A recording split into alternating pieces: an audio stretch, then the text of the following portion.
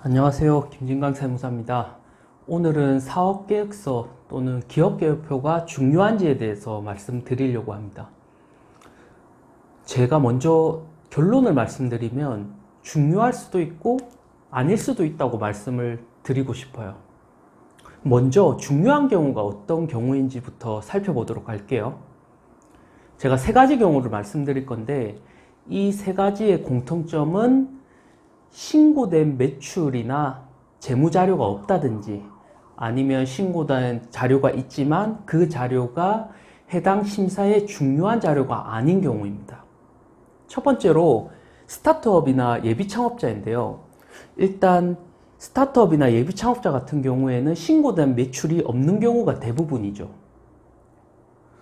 그렇기 때문에 사업계획서나 기업계획표를 통해서 이 회사가 어떻게 성장할지를 정성적으로만 평가를 할 수 있는 경우입니다.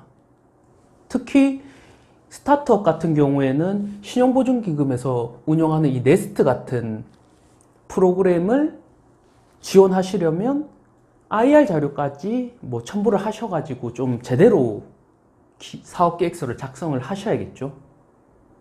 자, 두 번째로는 이 시설자금 대출인데요.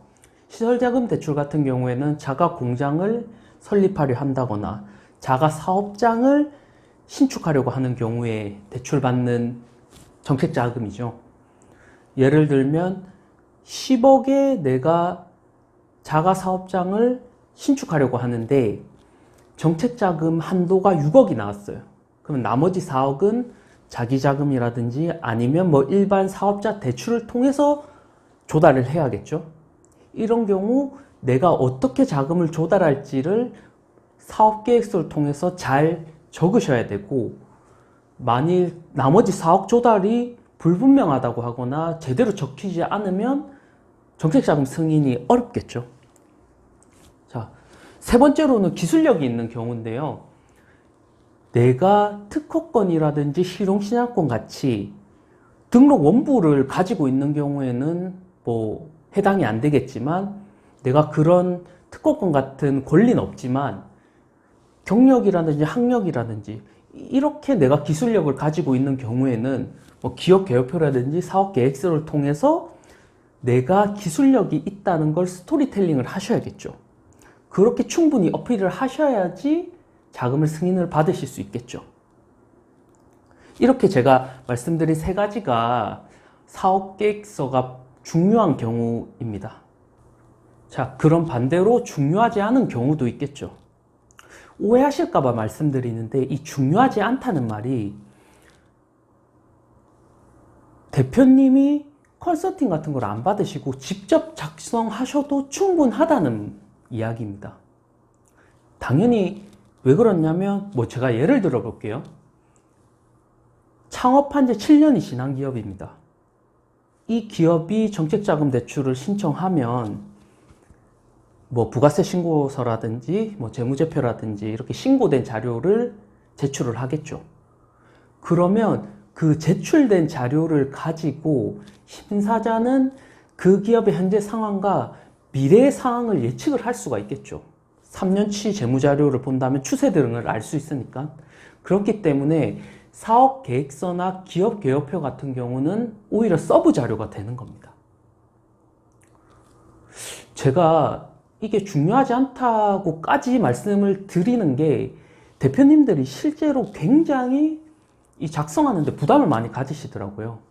얼마 전에 저한테 또 연락을 주셨던 대표님이 있는데, 기업계획표를 작성하는데 단위가 100만 원이니까 이걸 어떻게 적어야 되는지 좀 전전긍긍 하시더라고요. 그래서 저한테 연락을 주셨고, 말씀을 이렇게 드려보면, 이거 조금 잘못 적어가지고 자금이 불승인 나는 거 아니냐, 이렇게까지 걱정을 하시더라고요.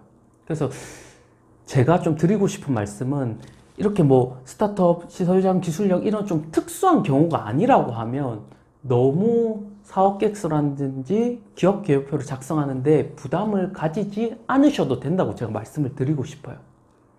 물론 이거 작성하는데 허위로 작성을 하시거나 작성을 했는데 그거에 대한 관련 자료가 아예 없다든지 이런 경우는 안 되겠죠. 그런 경우는 당연히 불이익을 받으실 수 있는 겁니다.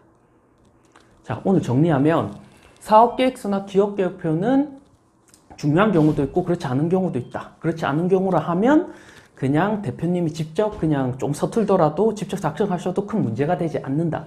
중요한 경우에는 뭐 스타트업이라든지 시설장 기술력이 있는 경우 내가 어필해야 될 것들이 있고 정성적 평가가 많이 들어가는 경우 그리고 재무자료 등으로 만으로는 좀 평가가 힘든 경우 이런 경우에는 좀 신경 써서 적어야 한다.